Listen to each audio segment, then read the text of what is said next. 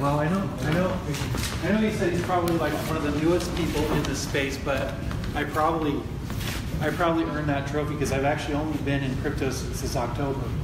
But my background is actually in computer science, and so I've definitely kept a pulse on Bitcoin for a while, but I never actually got in until this October.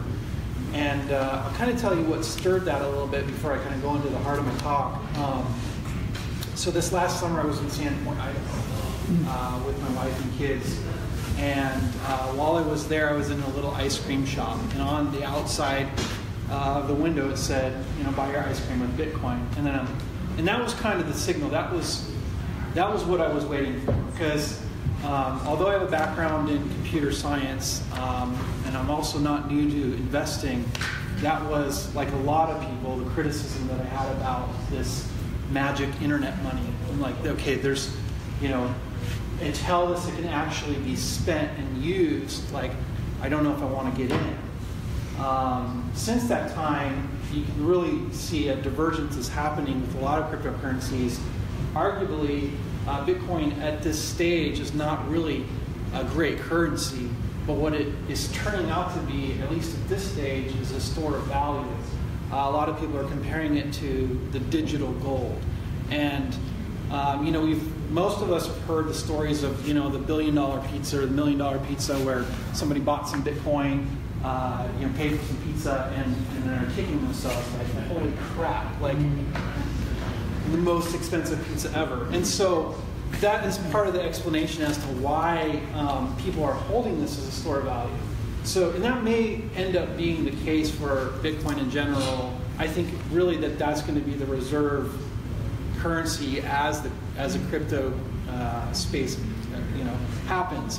You know, Bitcoin in its origin is not a very quick and efficient cryptocurrency. It's got a lot of bandwidth issues, and there are networks like the Lightning Network that is coming on board to help solve that. But this is kind of what we're going to see in this space, and we're seeing divergences of different coins, some of them monetary, some of them with other applications that have different purposes. So I first got into actually investing in cryptocurrency in October. Having this experience in Sandpoint and you know, having some background in computer science, understanding like, okay, this is not going anywhere. The original Mt. Gox thing was a thing that kind of like, okay, I'm done, forget that, it's over with. Not really understanding the whole thing. Like most of us, I just kind of came to the conclusion, okay, this currency got hacked. Well, that's not the whole story. It was the exchange that had been hacked. To date, you know, Bitcoin has not been hacked. It's the peripherals and the technologies around it that have been compromised. So again, I was keeping a pulse on this. I saw that basically there was this crackdown on ICOs in China, and Bitcoin did this. And I thought, okay, this is time to get in. And honestly, my original motivation for getting into cryptocurrencies was not so much from the investment perspective. Of course, I hoped, like everybody, okay, you know, it'd be nice to make a little bit of money. But I know myself, and I know that I will never pay attention to this technology if I don't have some skin in the game. So I put that skin in the game in the form of fiat currency, and then a day or two later saw that, you know, saw a nice improvement in my cash there, and from there I've really been obsessed with the space ever since.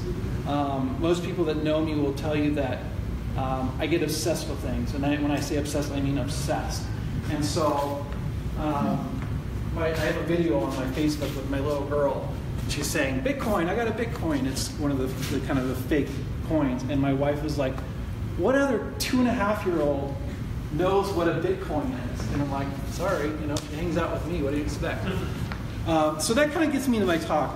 You're going to see a lot of things as you are aware of this space that a lot of criticisms. So we hear a lot of these things. Some of us have heard these things. If not, you probably will hear them if you pay attention. So I want to address some of these criticisms and really kind of digest them. And the first thing here is Bitcoin is not backed by anything. This is one of the common criticisms that you hear from the Bloombergs and the big bankers. It's not backed by anything. My question with that is, one, is that a problem? And two, is that even true? Now, if you know about currency, you know that the U.S. dollar, I think I got one in my pocket. This little piece of paper here, this used to be backed by the gold standard. And in 1971, that gold standard was removed.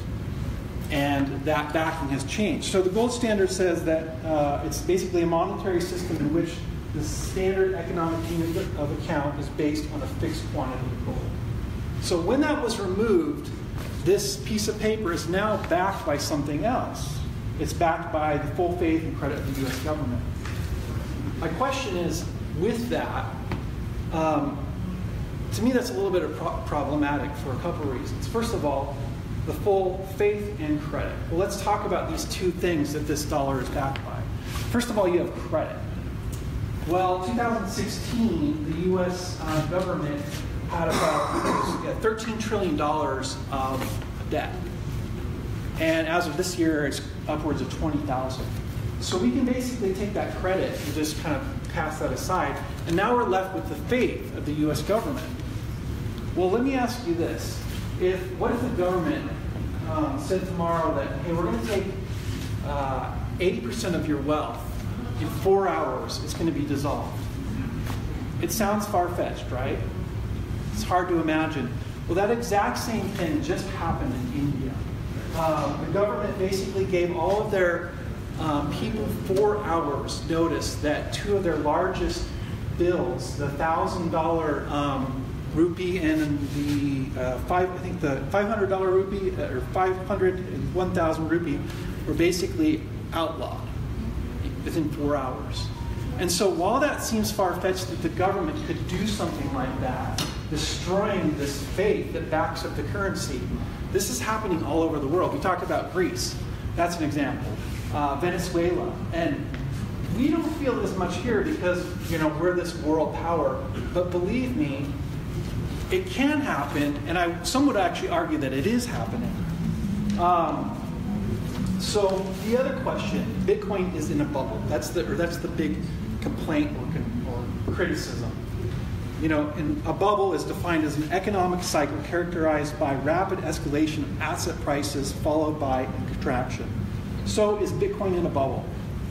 Perhaps it is. Maybe it is, maybe it isn't. But I'd like to ask another question.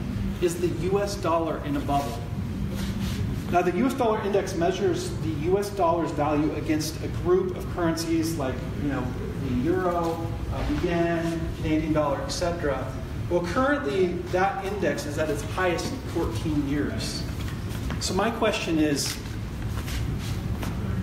if crypto is in a bubble, then is the U.S. dollar in a bubble? Are the stocks in a bubble? What is a bubble? And this really gets to the heart of my talk, is that currencies have no intrinsic value. And to showcase this, I have a coin in my pocket, and I'd like to ask you guys, what is the value of this coin? Anyone can answer it. What coin is it? Come and look at it. It's a silver coin? It looks like a quarter. It's a quarter, okay. So you think it's worth, what, 25 cents? Okay. Well, you sir, you hypothesized that it's a silver quarter. You're right. This is the 1967 quarter. So while you're willing to pay 25 cents, the melt value of this quarter is approximately $3.15 based on the melt value. Well, what if I told you a quarter just like this in pristine condition has sold for $5,200 to a collector? So the same commodity, or the same currency, has 3 different values. How is that possible? It's because currency that has no intrinsic value. The market dictates the value. And this is exactly what we're seeing with Bitcoin right now. The market has said, we don't trust the banks. 40% of millennials are doing their investments in crypto because they don't trust the banks. So as long as that maintains and exists, we're going to see value there. And once the market says we no longer value this thing, then maybe the bubble pops. So that's my talk. So.